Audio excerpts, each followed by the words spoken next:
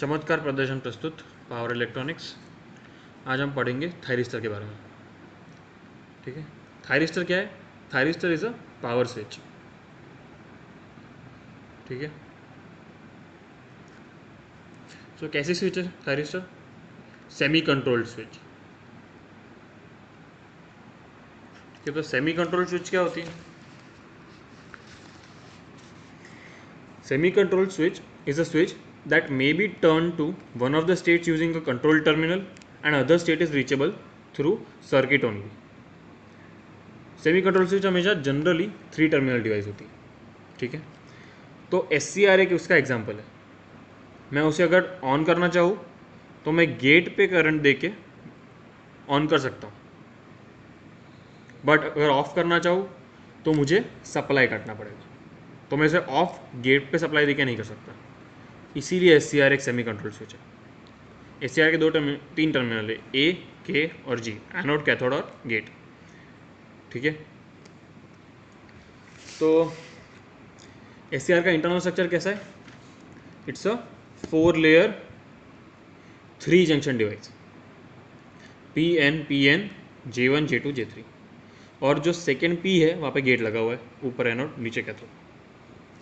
ठीक है, ड्रॉबैक वही मैंने बोला कि सेमी कंट्रोल स्विच है, तो एक बार टर्न ऑन हो गया गेट पे सप्लाई देने के बाद तो उसे ऑफ इजीली नहीं कर सकते। वैसे ही यहाँ पे वही बताया गया कि गेट से मैं चालू करके इस स्विच को ऑन तो कर सकता हूँ, ऑन हो जाएगा, लेकिन गेट जीरो करूँगा तो भी ऑफ नहीं होगा, ए और के कनेक्टेड ही रहेगा। ये सिंबल है SCR का, डायोड ही है बट उसमें एक गेट लगा दिया, और ऐसा कुछ पैकेजिंग होता है। और भी पैकेजेस होते हैं, ये एक पैकेज है। ठीक है,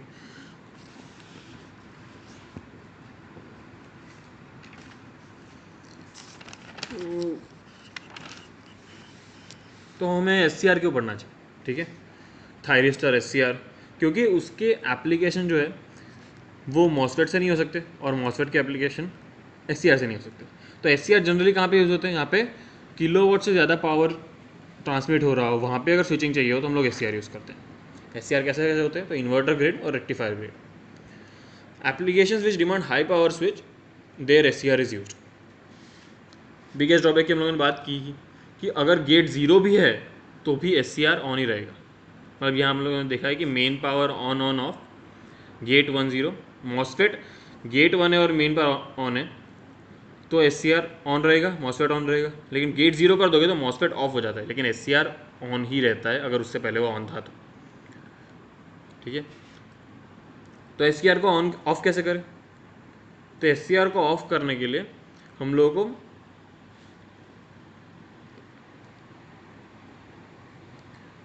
एक के अक्रॉस जो वोल्टेज आ रहा है वो ज़ीरो करना पड़ता है, वो बंद करना पड़ता है, तब SCR ऑफ होता है। ठीक है, अब SCR में दो कंडीशंस होती हैं, फॉरवर्ड ब्लॉकिंग स्टेट और रिवर्स ब्लॉकिंग स्टेट। तो PN ठीक है, तो यहाँ पे अगर P पे मतलब एनोड पे मैं पॉजिटिव वोल्टेज देता हूँ विथ रिस्पेक्ट टू कैथोड, तो ये फॉरवर्ड बायस में हुआ। और अभी मैंने गेट पे कुछ दिया नहीं, और ऑब्वियसली हमेशा गेट के अक्रॉस वोल्टेज कैथोड के रिस्पेक्ट में ही देखा जाएगा। तो अगर गेट के अक्रॉस मैंने 0 वोल्ट दिया है, कुछ दिया ही नहीं है, तो फॉरवर्ड ब्लॉकिंग स्टेट में SCR होगा। तो यहाँ पे हम लोग देख रहे हैं कि J1 जंक्शन फॉरवर्ड बायस होगा। ठीक है, क्योंकि ये पॉजिटिव हो जाएगा और रिलेटिवली ये नेगेटिव होगा, और J3 जंक्शन भी फॉरवर्ड बायस होगा क्योंकि ये नेगेटिव होगा, रिलेटिवली पॉजिटिव होगा, तो J2 जंक्शन ही हमारा रिवर्स बायस होगा। तो इससे कंडीशन को हम लोग कहते हैं फॉरवर्ड ब्लॉकिंग स्टेट। तो वैसे ही दूसरी कंडीशन है रिवर्स ब्लॉकिंग स्टेट। ठीक है, रिवर्स ब्लॉकिंग स्टेट में हम लोगों ने उल्टा दे दिया।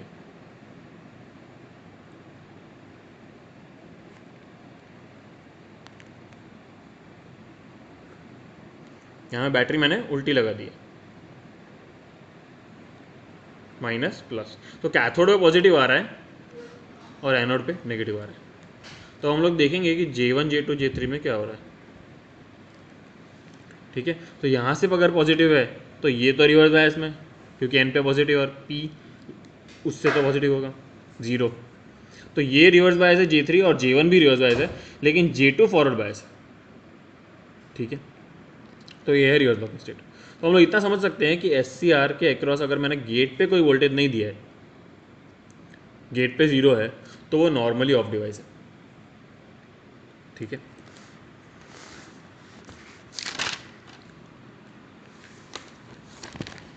अब हम लोग देखेंगे टू ट्रांजिस्टर एनालॉजी। तो SCR का ऐसे हम लोग as a two transistor analogy कैसे समझा सकते हैं? तो हम लोग उसे दो ट्रांजिस्टर के फॉर्म्स में बना सकते हैं, ठीक है। तो वो कैसे बनाएंगे?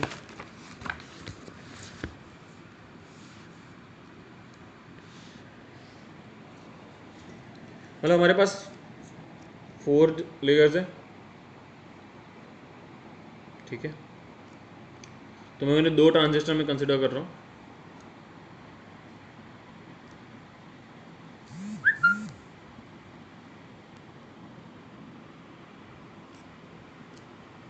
ठीक है। तो हमें इतना समझना है कि PNP NPN ऐसे दो ट्रांजिस्टर बनेंगे, PNP और NPN। तो ये PNP और ये N है, तो ये N है, NPN। अब बेसिक्स ट्रांजिस्टर का ये है कि हमें इतना पता है कि ये एनोड होगा, ये कैथोड होगा और ये गेट होगा। जो सेंटर वाला पी है वहाँ से गेट निकलता है, तो ये वाला वो वही पी है। तो अब मुझे इतना पता है कि करंट जो हमारा होता है वो एनोड से कैथोड तक जाता है, ठीक है। तो और PNP ट्रांजिस्टर में करंट एमिटर टू कलेक्टर जाता है, और वही ये वाला जो NPN ट्रांजिस्टर है, ठीक है। और NPN ट्रांजिस्टर में करंट कलेक्टर टू एमिटर जाता है। तो यहाँ पे मेरा एरो आएगा एमिटर का, क्योंकि इसमें करंट ऐसे जाएगा कलेक्टर टू एमिटर NPN, और PNP में एमिटर टू कलेक्टर जाएगा, इसीलिए ये वाला एमिटर यहाँ पे एरो बनाऊंगा और यहाँ पे एरो बनाऊंगा, ठीक है। तो अगर मैं इसको Q1 कहता हूँ और अगर इसमें Q2 कहता हूँ, ठीक है, तो अब मैं नेमिंग्स कर सकता हूँ। ये है मेरा IA करंट होगा यहाँ पे, और इसी को मैं बोलूँगा IE1, I of Q1 transistor का है एमिटर, और यहाँ पे जो होगा दैट इज़ IC1, यहाँ पे जो होगा वो IB2 है, और this is our gate current, और ये मेरा जो करंट है वो IB1 है। ऑब्वियसली यहाँ पे जो जा रहा है वो IC2 है, इसलिए IB1 is equal to IC2, और ये जो मेरा आ रहा है वो IE2 है, जो कि कैथोड भी है, ठीक है। तो यही यहाँ पे कुछ लिखा हुआ है कि, और फिर अल्फ़ा 1 और अल्फ़ा 2 करंट गेन्स Q1 और Q2 के, ठीक है। और alpha 1 is equal to IC1 upon IE1, alpha 2 is equal to IC2 upon IE2। पहले हम लोगों ने ट्रांजिस्टर के बारे में पढ़ा है, बाकी ये सारे नेमिंग्स है, मतलब IA, IG, IK जो मैंने अभी डायग्राम में किए। और दूसरा एक्स्ट्रा क्या आता है IC01, IC02 लीकेज करंट्स, ठीक है, क्योंकि इतना नहीं होता है, मतलब सिर्फ इतना नहीं होता है। प्रैक्टिकल लीकेज के हिसाब से ये इक्वेशन बन जाती है alpha 1 IE1 plus ICO1, leakage current 1 का यहाँ पे ऐड होगा, और IC2 की भी इक्वेशन ऐसी बन जाएगी अल्फ़ा 2 IE2 प्लस ICO2, ठीक है। तो ये कुछ इक्वेशंस है जिनकी हेल्प लेके हम लोग डिराइव करेंगे टू ट्रांजिस्टर एनालॉजी से। तो ये सारी इक्वेशंस यूज़ होगी, ये मैंने लिखी हुई है, ठीक है, हम लोगों ने अभी डायग्राम में ही लिखी। और दूसरा ये चीज़ है कि यहाँ पे हम लोग देख रहे हैं कि IC1 plus IG is equal to IB2, तो IB2 is equal to IC1 plus IG। तो हमें डिराइव करनी है इक्वेशन, तो फाइनल इक्वेशन हमारी डिराइव होकर आने वाली है IA is equal to alpha 2 IG plus ICO1 plus ICO2 upon 1 minus alpha 1 minus alpha 2। तो ये निकालने के लिए हम लोग कौन सी इक्वेशंस पे ध्यान रखेंगे, ठीक है। तो वो सारी इक्वेशंस होगी, मतलब हम लोग को फाइनली चाहिए कि हम लोग को IA चाहिए in terms of alpha 1 alpha two, ICO1, ICO2 and IG। ठीक है, तो हम लोग क्या क्या यूज़ करेंगे, IC2 is equal to alpha I2 plus ICO1 ICO2 और IC1 is equal to alpha I1 plus ICO1 और IA plus IG is equal to IK। ये कहाँ से आया, तो ट्रांजिस्टर हमारा जो SCR है उसमें भी input current is equal output current होना चाहिए। ठीक है, तो यही डेरिवेशन है, आप अगर देखना चाहो तो IA हमारा था वो IE1 था और IE1 alpha 1 plus IC01 is equal to IC1 था।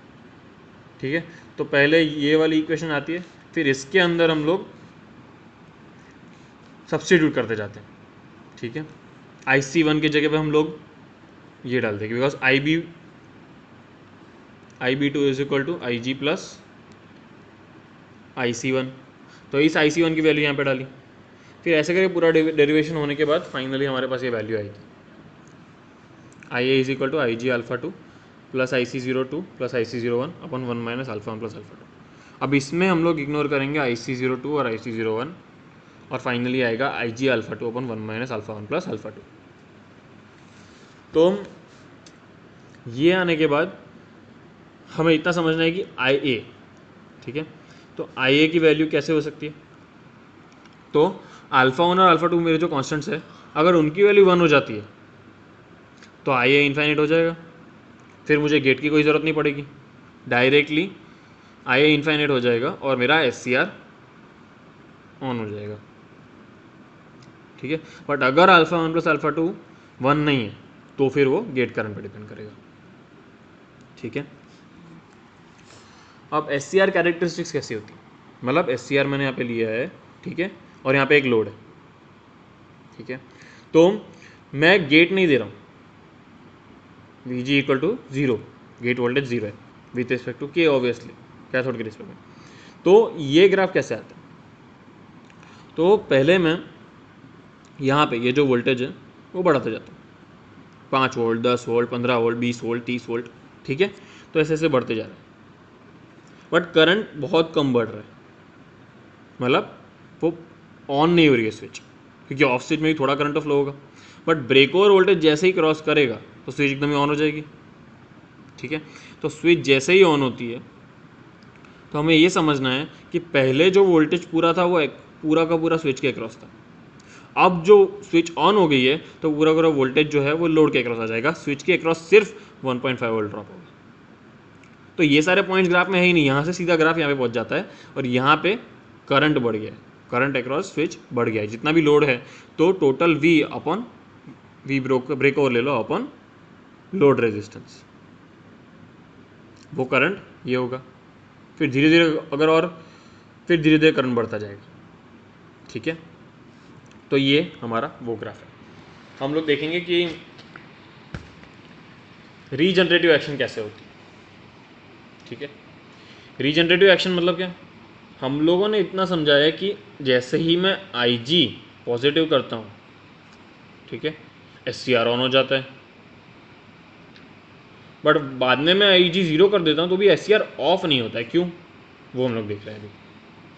ठीक है, तो इनिशियली का IG 0 है। ठीक है, तो इसके लिए हम लोग रीजनरेटिव एक्शन को, पॉजिटिव फीडबैक को हम लोग देखेंगे 2 ट्रांजिस्टर एनालॉजी से। तो ये रहा हमारा 2 ट्रांजिस्टर एनालॉजी। ठीक है, I1 IA, IB1 Q1 Q2 IC2। ठीक है, तो पहले क्या कंडीशन होगी कि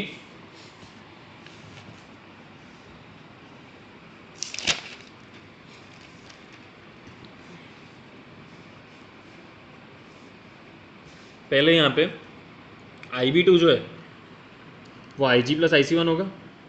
ठीक है, लेकिन इनिशियली IC1 तो 0 है क्योंकि IA भी 0 है, तो IG में अगर मैं 1 माइक्रो एम्पियर देता हूँ तो वो सीधा IB2 में आ जाएगा, IB2 इक्वल IG होगा क्योंकि IC1 0 है। ठीक है, तो IB2 इक्वल 1 माइक्रो एम्पियर, लेकिन IC2 is equal to beta IB2, हम लोगों ने पढ़ा था कि beta is IC upon IB। ठीक है, लेकिन IB2 तो मेरा IG है इनिशियली क्योंकि IC1 0 है, तो IC2 is equal to beta IG, ठीक है। अब IC2 is equal to beta IG, लेकिन हम लोग यहाँ पे देख रहे हैं कि IC2 is equal to IB1, तो IB1 is equal to beta IG, ठीक है। अब वापस हम लोग ये जो बीटा था वो बीटा 2 था Q2 का,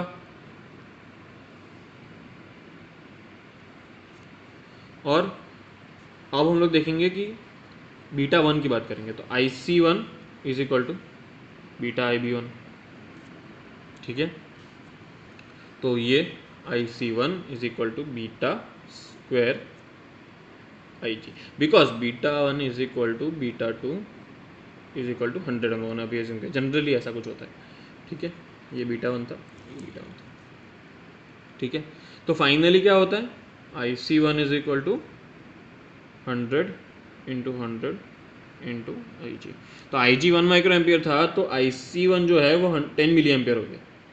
अब मैंने अगर IG 0 भी कर दिया तो भी 10 मिली एम्पियर यहाँ से यहाँ पे जाएगा। IB2 is equal to IC1 plus IG 0 है तो IB2 is equal to IC1, IB2 is equal to IC1 हो जाएगा, IG 0 है तो, और ये लूप चलता रहेगा। फिर 10 मिली एम्पियर इंटू वापस 10⁴ होगा, ऐसे क्रम बढ़ता ही जाएगा। इसीलिए सिर्फ एक बार गेट चालू कर देता हूँ तो भी मेरा SCR ऑन हो जाता है, और उसके बाद यहाँ पे 0 भी कर दूँ तो भी वो ऑफ नहीं होता, ठीक है। तो कंक्लूजन वही है कि gate loses control once SCR is on, but to turn on one time we require IG। अगर मैंने पहले IG दिया ही नहीं होता तो IC1 तो 0 ही था और IB1 भी 0 ही रहता। फिर very less IG is applied, 1 micro ampere तो बहुत कम है यार, तो भी काम हो गया। To turn off SCR if will switch off gate it does not turn off SCR। फिर तो मुझे IA ही बंद करना है, फिर मुझे V voltage across anode cathode ही बंद करना पड़ेगा, ओके। आगे हम लोग देखेंगे holding current, latching current, commutation और बाकी चीज़। Thank you.